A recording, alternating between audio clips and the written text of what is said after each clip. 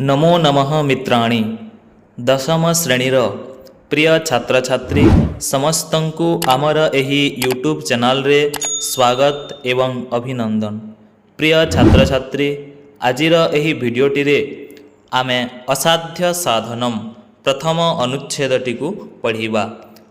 तेणु समस्ते आमर एही भिडियोटीर लिंक को निज निज सांगसाथी माननकु शेयर कर दियो एवं जो माने आमर एही चैनल रे नुआ करी आसी अछ आमर एही चैनल टी को सब्सक्राइब करि नियो। तो पिला माने चलो आमे पढ़िबा प्रथम अनुच्छेद को। प्रथमे मु एही अनुच्छेद टी को पाठ करूअछि। समस्ते शब्द गुड़िकर उच्चारण उपरे टिके ध्यान दियो।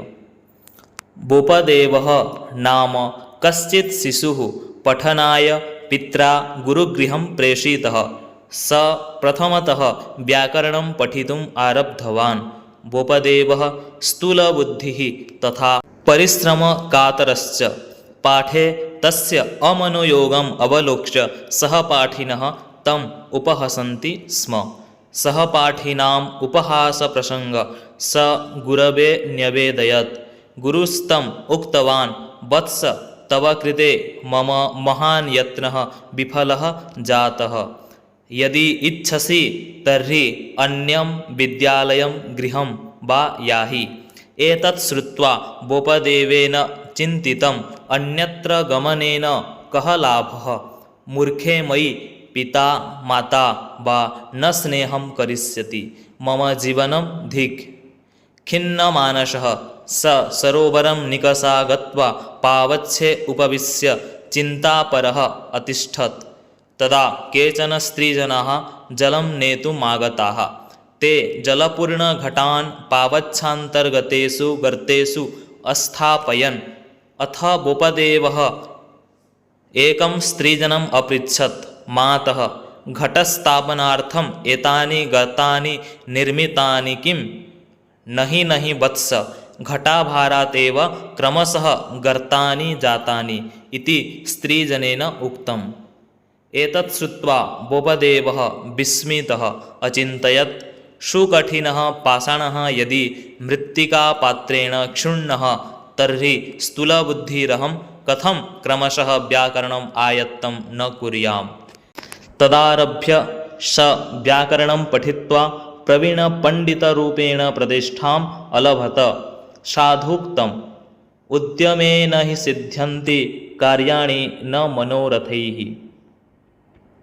तो पिला माने एबे आमे एही अनुच्छेदटी को भल भावरे बुझिबा, शब्दार्थ गुडी को जानिबा एवं यार ओडिया अनुवाद मध्य जानिबा। बोपदेवः नाम कश्चित् शिशुः पठनाय पित्रा गुरुगृहं प्रेषितः। बोपदेव नाम कश्चित् शिशुः। बोपदेव नामर केही जणे, कश्चित् केही जणे, शिशुः शिशु कह जुगचित् कश्चित् केही जणे, शिशुः बालक, पठनाय पढ़िबा पाई, एठिरे चतुर्थी व्यक्ति होइछि पठनाय पढ़िबा पाई, पित्रा पितांक द्वारा, पित्रा एठिरे तृतीया व्यक्ति होइछि पितांक द्वारा, गुरुगृहं प्रेषितः। गुरुगृहं गुरुंक घर बा आश्रम को, गुरुकुल को से पठागला। प्रेषितः पितांक द्वारा से पठागला बा पिता सही शिशु को गुरुंक घर बा गुरुकुल को पठाइले। बोपदेव नामर केही जणे शिशु को तार बापा गुरुगृह को पढ़िबा पाई पठाइले। पिला माने पूर्व काल रे विद्यालय गुड़िक नथिला। पूर्व काल रे गुरुकुल मान, आश्रम मान थिला। तो सेठारे गुरुंक पाखरे छात्र माने रही पाठ पढ़ुतिले, ताकू कहा जाउथला गुरुगृह बा गुरुकुल। तो पिला माने बोपदेव नामर केही जणे शिशु को तार बापा पढ़िबा पाई गुरुंक घर बा गुरुकुल को पठाइले। प्रेषितः पठाइले, प्रेस जुगत प्रेषितः, त प्रत्यय होइछि प्रेषितः पठागला बा पठाइले। स प्रथमतः व्याकरणं पठितुम् आरब्धवान्। स सेही बोपदेव प्रथमतः प्रथमे व्याकरणं पठितुम् आरब्धवान्। तो से जेतेबेले गुरुकुल को गला तो से सेठाकू जाई प्रथमे व्याकरण को पढ़िबा व्याकरण पठितुम पठ जुग तुमुन पठितुम पढ़िबा पाई से प्रथमे व्याकरण पढ़िबा पाई आरंभ कला आरब्धवान आरंभ कला। बोपदेवः स्थूलबुद्धिः तथा परिश्रम कातरस्य सही बोपदेव सही शिशु स्थूल बुद्धि तार बुद्धि टिके मोटा बुद्धि थिला तो से शीघ्र कौन से पाठ को धरी पारु नथिला तो ताकू कहा जाए स्थूल बुद्धि। तथा परिश्रम कातरस्य तथा से परिश्रम करने को से दूरेई रहुथुला परिश्रम ठारू से दूरेई रहुथुला परिश्रम को से डरुथुला। कातरर अर्थ होची डरिबा बा परिश्रम को जे डरे जे परिश्रम ठारू दूरेई जाए। सही शिशु बोपदेव स्थूल बुद्धि थिला एवं परिश्रम करने को से पछघुंचा देउथुला। पाठे तस्य अमनोयोगम अवलोक्य सहपाठिनः तम उपहसन्ति स्म पाठे पाठरे तस्य ताहार सही बोपदेव र अमनोयोगम र अर्थ होची मन न लागिबा मनोयोग मन लागिबा अमनोयोग मन न लागिबा तो सही बोपदेवर पाठे पाठरे मन लागू नथिला अवलोक्य देखी करी तो सही तार पाठरे मन न लागुथुवा देखी सहपाठिनः तम उपहसन्ति स्म तार जो सहपाठी माने थिले तार जो क्लास रो छात्र माने थिले तार सांगसाथी माने थिले तो से माने तम ताकू सही बोपदेव को उपहसन्ति स्म उपहास करुथुले उपहास तार मजाक उड़ाउथुले।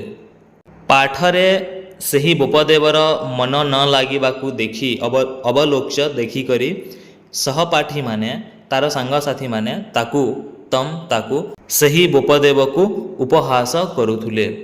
सहपाठिनाम उपहास प्रसंग स गुरवे न्यवेदयत सहपाठिनाम एवं सही सहपाठी मानक द्वारा जो उपहास करा जाउथला सही उपहास प्रसंग को सह से बोपदेव गुरवे न्यवेदयत गुरुं को निवेदन कला। किए निवेदन कला ना बोपदेव तार जो सांगसाथी माने ताकू उपहास करुथुले तो सही उपहास प्रसंग को से निजर गुरुंक पाखरे जाई जणाइला बा बताइला से गुरुंक निकट को जाई कंप्लेन कला।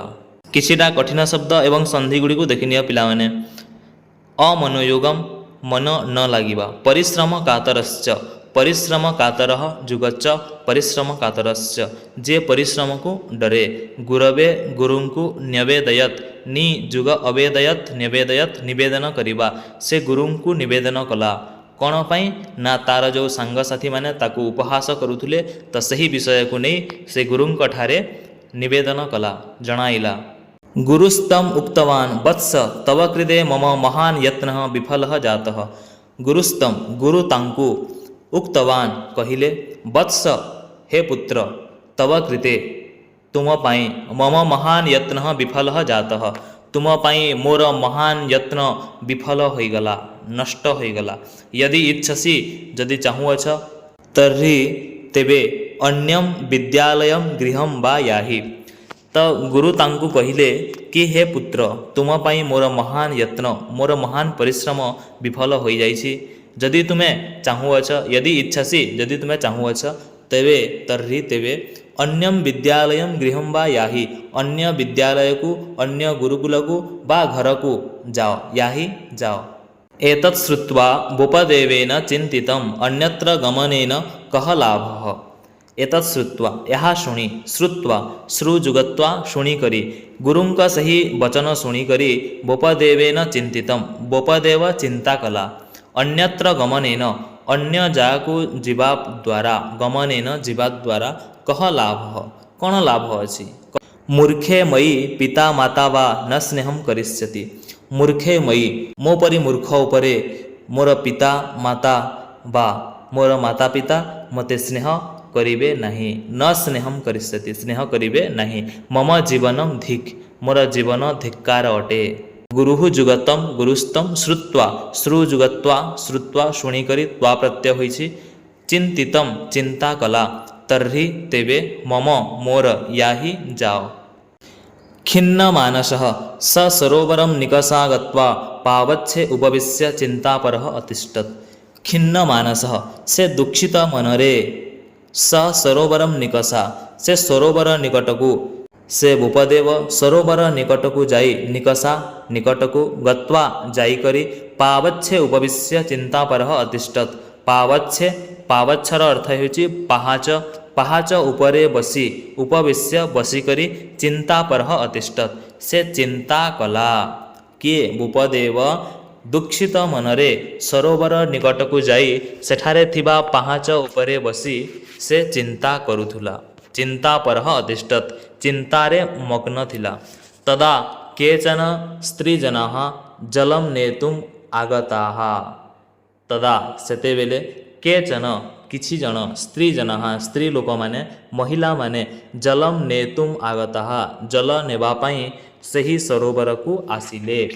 ते ଜଳପୂର୍ଣ୍ଣ ଘଟାନ୍ ପାବଚ୍ଛାନ୍ତର୍ଗତେଷୁ ଗର୍ତ୍ତେଷୁ ଅସ୍ଥାପୟନ୍। ते ସେମାନେ ସେହି ସ୍ତ୍ରୀ ଲୋକମାନେ ଜଳପୂର୍ଣ୍ଣ ଘଟାନ୍ ଜଳପୂର୍ଣ୍ଣ ଘଟକୁ ପାଣି ଭରି ମାଠିଆରେ ପାଣି ଭରି ପାବଚ୍ଛାନ୍ତର୍ଗତେଷୁ ସେହି ପାହାଚରେ ହୋଇଥିବା ଛୋଟ ଛୋଟ ଗର୍ତ୍ତ ଛୋଟ ଛୋଟ ଖାଲ ଗୁଡ଼ିକରେ ସେମାନେ ମାଠିଆ ଗୁଡ଼ିକୁ ଅସ୍ଥାପୟନ୍ ରଖିଲେ ସ୍ଥାପନ କଲେ ସେଠାରେ ରଖିଲେ। ଅଥ ଭୂପଦେବ ଏକଂ ସ୍ତ୍ରୀଜନମ୍ ଅପୃଚ୍ଛତ୍।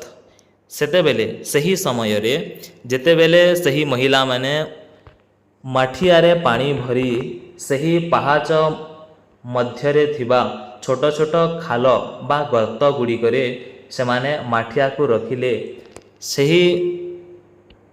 ସେହି ଦୃଶ୍ୟକୁ ଦେଖି ଭୂପଦେବ ଏକଂ ସ୍ତ୍ରୀଜନମ୍ ଅପୃଚ୍ଛତ୍ ଗୋଟିଏ ସ୍ତ୍ରୀ ଲୋକକୁ ପଚାରିଲା, ମାତ ହେ ମାତ ଘଟସ୍ଥାପନାର୍ଥମ୍ ଏତାନି ଗର୍ତ୍ତାନି ନିର୍ମିତାନି କିମ୍। ଘଟସ୍ଥାପନାର୍ଥମ୍ ଘଟର ଅର୍ଥ ହେଉଛି ମାଠିଆ। ମାଠିଆ ସ୍ଥାପନ ପାଇଁ ମାଠିଆ ରଖିବା ପାଇଁ ଏତାନି ଗର୍ତ୍ତାନି ନିର୍ମିତାନି କିମ୍ ଏହି ଗର୍ତ୍ତ ଗୁଡ଼ିକ ମାଠିଆ ରଖିବା ପାଇଁ ନିର୍ମାଣ କରାଯାଇଅଛି କି? ହେ ମାତ ଘଟ ସ୍ଥାପନ ପାଇଁ ଘଟ ରଖିବା ପାଇଁ ମାଠିଆ ରଖିବା ପାଇଁ ଏହି ଗର୍ତ୍ତ ଗୁଡ଼ିକ ନିର୍ମାଣ କରାଯାଇଅଛି କି? ସେ ପଚାରିଲା ଭୂପଦେବ ପଚାରିଲା କି ହେ ମାତ ଘଟ ରଖିବା ପାଇଁ ଏହି ଗର୍ତ୍ତ ଗୁଡ଼ିକ ନିର୍ମାଣ କରିଛନ୍ତି କି? ପିଲାମାନେ ଚିତ୍ରରେ ମଧ୍ୟ ଟିକେ ଦେଖିନିଅ ସରୋବର ସେ ନିକଟକୁ ଯାଇକରି ଏହି ପାହାଚ ଉପରେ ସେ ବସିଛି ଓ ସେହି ସ୍ତ୍ରୀ ଲୋକମାନେ ଜଳପୂର୍ଣ୍ଣ ଘଟକୁ ଏହି ପାହାଚର ମଧ୍ୟରେ ଥିବା ଗର୍ତ୍ତ ଛୋଟ ଛୋଟ ଗର୍ତ୍ତରେ ସେହି ମାଠିଆକୁ ରଖୁଛନ୍ତି ପାଣି ଭରି।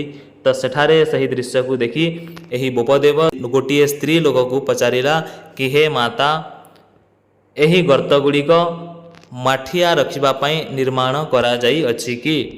ଏଥିରେ ଥିବା କିଛିଟା ଶବ୍ଦାର୍ଥ ଗୁଡ଼ିକୁ ଦେଖିନିଅ। ଖିନ୍ନ ମାନସଃ ଦୁଃଖିତ ମନରେ ନିକଷା ପାଖରେ ଗତ୍ୱା ଗମ୍ ଯୁଗତ୍ୱା ଗତ୍ୱା ଯାଇକରି ପାବଚ୍ଛେ ପାହାଚରେ ନେତୁମ୍ ଯୁଗ ଆଗତାଃ ନେତୁମ୍ ଆଗତା ନେବା ପାଇଁ ଆସିଲେ।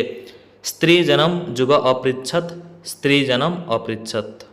नहि नहि वत्स घटाभारात् एव क्रमशः गर्तानि जातानि इति स्त्रीजनेन उक्तम्। तो पिलामाने ସେହି ଭୂପଦେବର ପ୍ରଶ୍ନକୁ ଶୁଣି ସେହି ସ୍ତ୍ରୀ ଲୋକ କହିଲା ନାହିଁ ନାହିଁ ବତ୍ସ ନାହିଁ ନାହିଁ ପୁତ୍ର ବତ୍ସ ପୁତ୍ର ଘଟା ଭାରାତ୍ ଏବ ଘଟର ଭାର ସେହି ମାଠିଆର ଯେଉଁ ଭାର ଓଜନ ରହିଛି ତ ସେହି ମାଠିଆର ଓଜନ କାରଣରୁ କ୍ରମଶଃ ଧୀରେ ଧୀରେ ଏତାନି ଗର୍ତ୍ତାନି ଜାତାନି ଏହି ଖାଲ ଗୁଡ଼ିକ ହୋଇଅଛି। ଇତି ସ୍ତ୍ରୀ ଜନେନ ଉକ୍ତମ୍ ଏହିପରି ସ୍ତ୍ରୀ ଲୋକଟି କହିଲା। ଉକ୍ତମ୍ କହିଲା ସ୍ତ୍ରୀ ଜନେନ ସ୍ତ୍ରୀ ଲୋକ। ଏତତ୍ ଶ୍ରୁତ୍ୱା ଏହା ଶୁଣି ଭୂପଦେବ ବିସ୍ମିତଃ ଅଚିନ୍ତୟତ୍ ଏହା ଶୁଣିକରି ଭୂପଦେବ ବିସ୍ମିତ ହୋଇ ଆଶ୍ଚର୍ଯ୍ୟ ହୋଇ ଅଚିନ୍ତୟତ୍ ଚିନ୍ତା କଲା। ସୁକଠିନଃ ପାଷାଣଃ यदि ମୃତ୍ତିକା ପାତ୍ରେଣ କ୍ଷୁଣ୍ଣଃ तर्हि स्थूलबुद्धिरहं कथं क्रमशः व्याकरणम् आयत्तं न कुर्याम्। से सेठारे आश्चर्य हुई हे स्त्री लोकर उत्तर को शुणी से आश्चर्य चिंता कला कि जदि सुकठिन पाषाण पाषाणर अर्थ ହେଉଛି पत्थर शिला अति कठिन पत्थर जदि मृत्तिका पात्र द्वारा माठिया द्वारा क्षुण्ण तर्हि से जदि सरी जाउछि गोटिए पथर उपरे माठिया पात्र को रखिबा द्वारा जदि सही पत्थर क्षुण्ण हो जाउछि सरी जाउछि तेबे तर्हि तेबे स्थूल बुद्धिरहम कथम क्रमशः व्याकरणम आयत्तम न कुर्याम।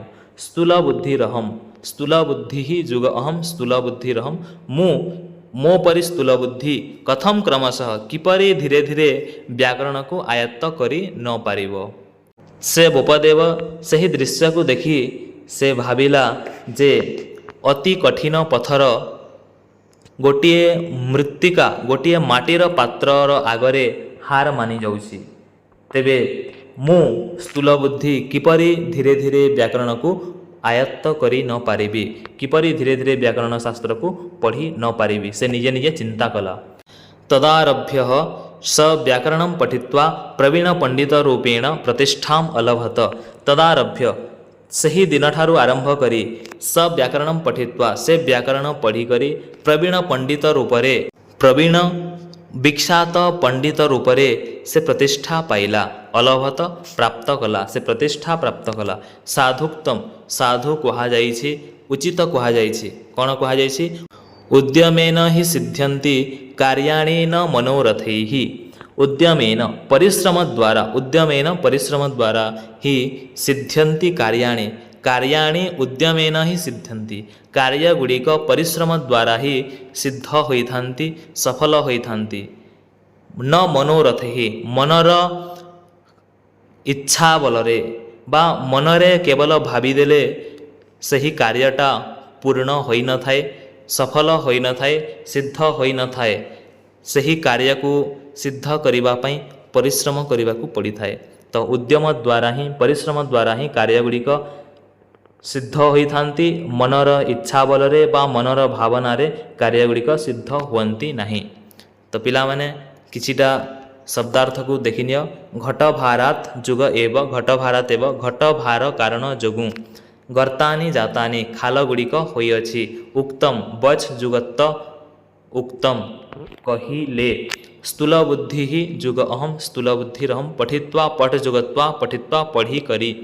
पिला माने एही चित्र देखि पारुथबो किपरि घट गुड़ी को एमाने एही पहाचर गर्त गुड़िकरे रखुचंती। पिला माने वर्तमान अभ्यास प्रश्न गुड़ी को देखिबा। प्रश्न 1 संक्षिप्तम उत्तरम लिखत संक्षेपरे उत्तर लेख। प्रश्न क गुरुः बोपदेवं किम उक्तवान गुरु बोपदेवंकु कौन कहिले बोपदेव को कौन कहिले। तो पिला माने एथिरे संस्कृत और ओडिया दुही थिरे उत्तर दिया जाई अछि जेउ मानंकु जहा भल लागुछि सेथिरे लिखि पारिबो केवल मु ओडिया रे पढ़ी दउछि। गुरु बोपदेव को कहिले तुम पाई मोर महान यत्न विफल होई गला। प्रश्न ख सहपाठिनः बोपदेवं कथम उपहसितवन्तः। सहपाठिनः सहपाठी माने तार सहपाठी माने बोपदेव को किपरि उपहास करुथुले। यार उत्तर हेब बोपदेवर पाठरे अमनोयोग को देखि तार सहपाठी माने उपहास करुथुले। प्रश्न ग बोपदेवः विस्मितः किं चिन्तितवान्। बोपदेवः आश्चर्यरे विस्मितरे विस्मय होई कौन चिंता कला। बोपदेव विस्मित होई चिंता कला सुकठिन पथर यदि माटी पात्र द्वारा क्षुण्ण होई जाउछि तेबे मु स्थूल बुद्धि किपरि धीरे धीरे व्याकरण को आयत्त करि न पारिबी। स्त्री जनः बोपदेवं किम अवदत्। स्त्री लोकटी बोपदेव को कौन कहिले। स्त्री जन बोपदेव को कहिले नाही नाही पुत्र घट भार कारण जोगु गर्त होई अछि। प्रश्न 2 को देख पिला माने अति संक्षिप्तम उत्तरम लिखत अति संक्षेपरे उत्तर लिख। पित्रा बोपदेवः कुत्र प्रेषितः। पितांक द्वारा बोपदेव केउठाकु पठागला। यार उत्तर हेब गुरुंक घर को। बोपदेवः किम पठितुम आरब्धवान्। बोपदेव कौन पढ़िबा पई आरंभ कला। यार उत्तर हेब व्याकरण। पाषाणे कथम गर्तानि जातानि सही पथर गुड़िकरे पहाचरे किपरि गर्त होइथिला। तार उत्तर हेब घट भार कारण जोगु। प्रश्न घ स्त्री जनम बोपदेव किम संबोधितवान। स्त्री लोकटी को बोपदेव कौन संबोधन कला। मातः बोपदेव केन रूपेण प्रतिष्ठा अलभत बोपदेव किपरि भावरे प्रतिष्ठा पाइला विख्यात पंडित रूपरे। पिलामाने आजिर एही भिडियोटी एठिरे समाप्त हेउछि। जदि भिडियोटी भल लागुछि ठीक भावरे बुझी हेउछि तेबे निश्चित भावरे लाइक कमेंट और शेयर करंतु। भिडियोटी को पूरा देखिथिबारु पुनि थरे समस्तंकु बहुत बहुत धन्यवाद।